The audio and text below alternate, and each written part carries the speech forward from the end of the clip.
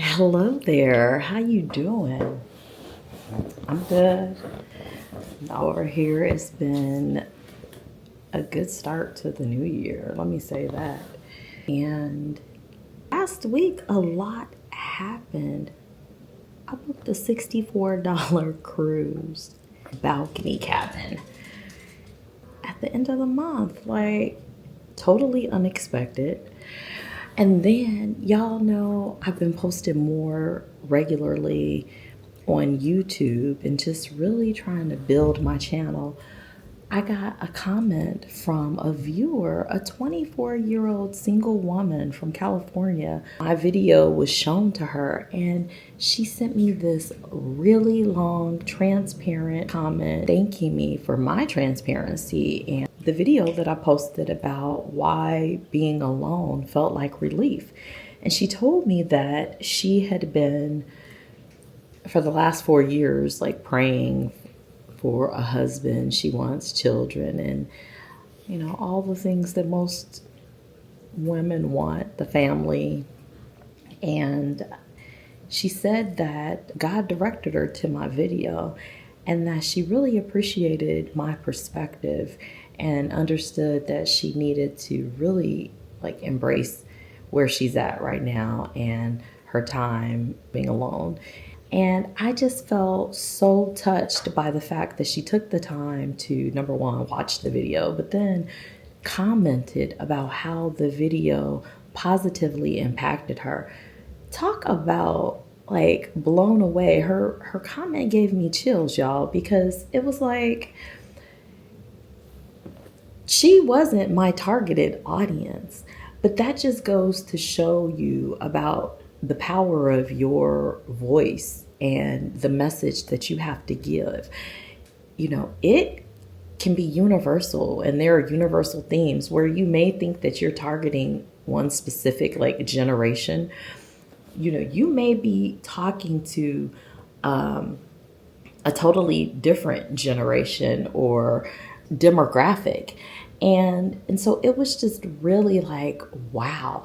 Then I also was told that I have been designated as one of the moderators in my entrepreneurial cohort.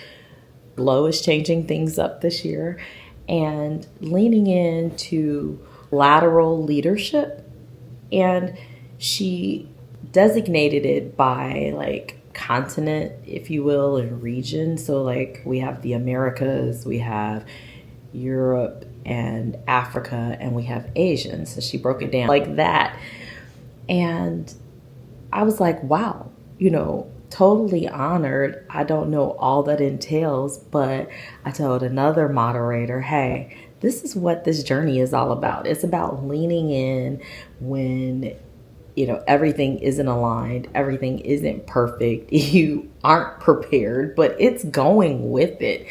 And that is what 2026 has been so far. It's just been like, okay, I have made some intentional steps in terms of reducing my hours. I was, fortunate enough to be able to do that. But also there's this fear and, if I'm honest, like this pressure, like now I really have to lean in and do this. Like, no BS, no more excuses, ma'am. You have to start getting strategic and being an active driver of the change that you want to see within your life.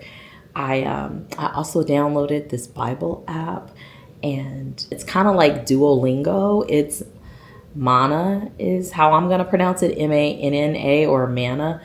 But my daughter told me about it, and that's been one of, I feel like, the areas in my life that really I need to lean in to, because I feel like, God gives us free will and he'll let us make choices. And although he may have a path predetermined for us, we have that free will. And so we move on over and we we try to take the reins and do things ourselves and end up effing it up ultimately. So, for me, it's important to build this closer relationship with him, to, invite him to be the head of my life and realize what a privilege it is to be able to go to him. He never fails. And so it's really important for me this year as I am moving, more intentionally and being consistent. It's important for me to have that spiritual foundation and that grounding.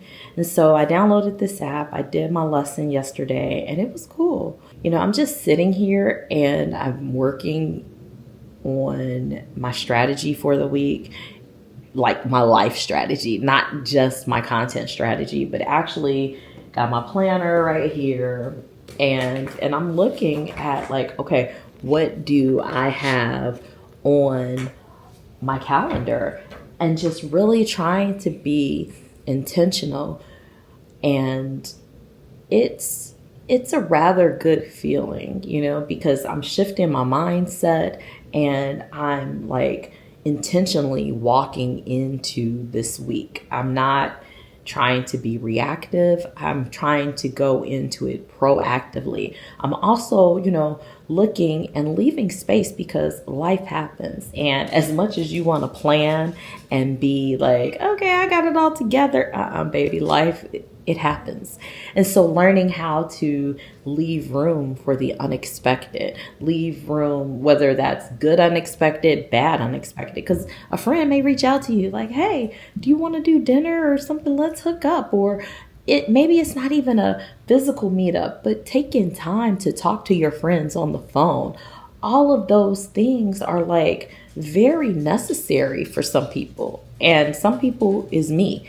I like to catch up and have a conversation with a friend, and I would like to do it more regularly so that I'm not spending 3 hours on the phone with them. I mean, while it's great, we're just like, oh, girl, we need to do this more often, and really being intentional about doing that. So, I'm excited and I still feel uncertainty. But I think the more that I try to be intentional, the more that I'm consistent, I can, move and flow freely, if that makes sense. I talked about that with my mentor, Glow, when we were in Chiang Mai, and just how I realized I need structure, but I also need freedom. I need flow, and I need to be able to kind of shift and pivot as, maybe my emotions require or, life requires. I don't know. But, having that structure, like there's certain things that are on my daily planner every day. And one of my other cohorts, Tabitha, talks about how she gives herself like, 2 non-negotiables for the day. She has to do these things. Once you start slowing down and walking in this intentional manner, you are able to really determine and actually maybe see when you feel like you're at your best or when you're most productive. And I just really, want to encourage you to just, number one, slow down.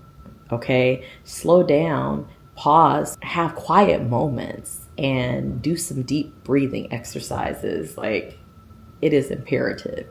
2, try to assess when you're feeling good and what makes you feel good. Lately for me, it's been putting on high heels of all things. I mean, high heels and pantyhose.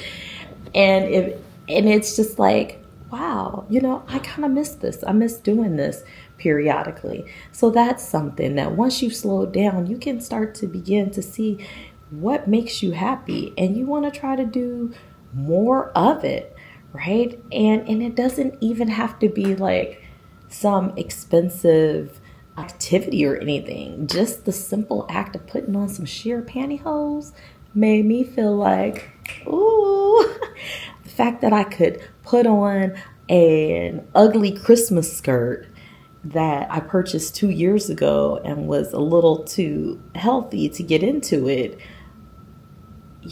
And so it's just those small moments, but doing them and experiencing them more regularly lead to the overall feeling of joy. And that's what's able to like sustain you, I think, during those times when life is lifing.